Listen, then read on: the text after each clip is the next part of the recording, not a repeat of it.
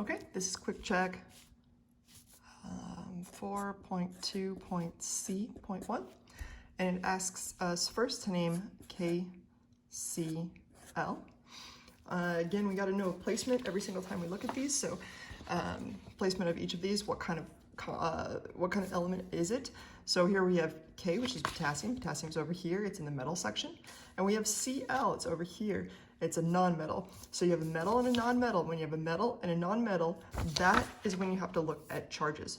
So according to the periodic table, up here, the first column is 1 plus. Second column is 2 plus. Over here we got 3 plus. The carbon is 4 plus or minus, this column here. 3 minus, 2 minus, 1 minus, and 0. I'm going to go ahead and get rid of this hydrogen here. We're not going to be talking about hydride. So it's important also to note that underneath this stair stepper, we don't know charges of things except for those three, which have a 3 plus, these two, which have a 2 plus, and this one, which has a 1 plus. Okay, so those are the only things that we know the charges of.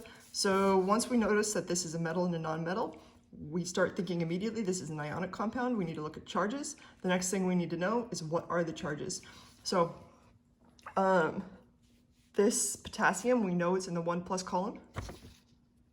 So this would have been like, for example, K plus, and this Cl is over here. It would have been Cl minus. So when we write KCl, what we're really saying is we've got a positively charged potassium attached to a negatively charged chloride. Because we know the charge of that potassium, we can just straight up write potassium chloride.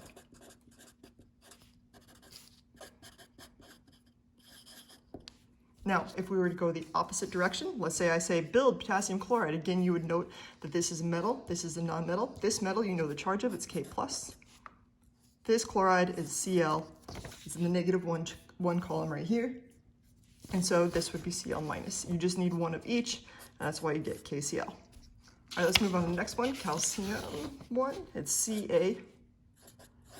Oh, I almost gave it away. So it has to name Cal here.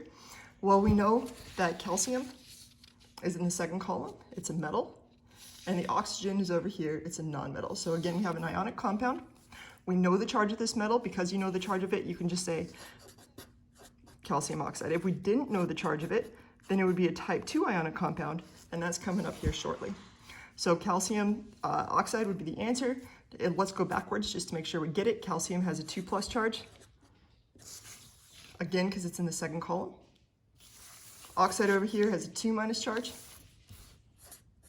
So if we didn't know the formula, we'd be able to figure it out. Because in order to cancel them, you just need one of each. 2 plus and 2 minus would make them cancel, and you'd get calcium oxide.